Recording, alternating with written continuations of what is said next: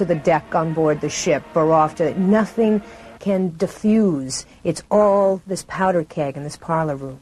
Indeed, her regard for the live and immediate experience of the theater is limitless. Small wonder that is where she has spent her entire career and why she is transported by acting for the theater, especially by building the theater's new audiences. Largely the audience of high school students have been black and Hispanic, and you think, what are these kids going to think of these white, old, stuffy people walking around in this opulent 15 minutes, their hours, and we're theirs.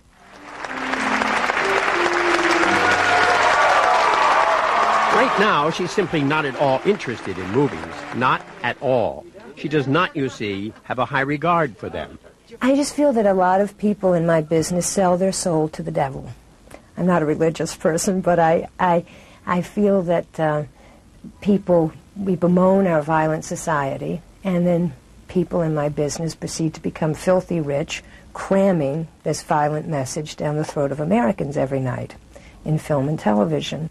Her love is the theater and those bright and lucky enough to attend it are the richer for it.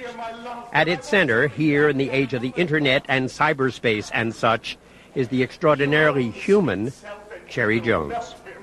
It gives you wings, and you just take off with it. It's effortless, and it's challenging, and it's a magnificent thrill at the end of the evening for both the player and the audience.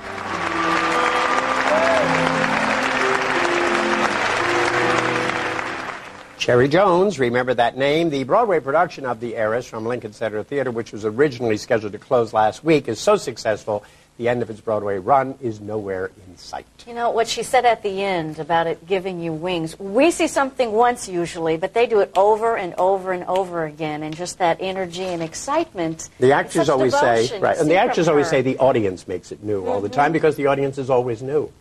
Great. Thanks, Dennis. Nice to meet her. In Los Angeles, the show's original cast members prepared for opening night in a new city and theater. If I can't love her. I'm very excited to be here. I'm with the cast, with this show, and being in this theater. We've gone back into rehearsal with the show, and we've made some changes, cut a little more of the fat off of it, and you know, made it a better show, we hope.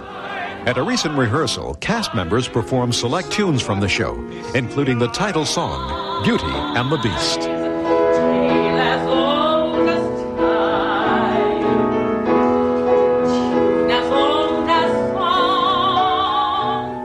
For Beth Fowler, who reprises her Broadway role as Mrs. Potts, singing the title song night after night still means something very special.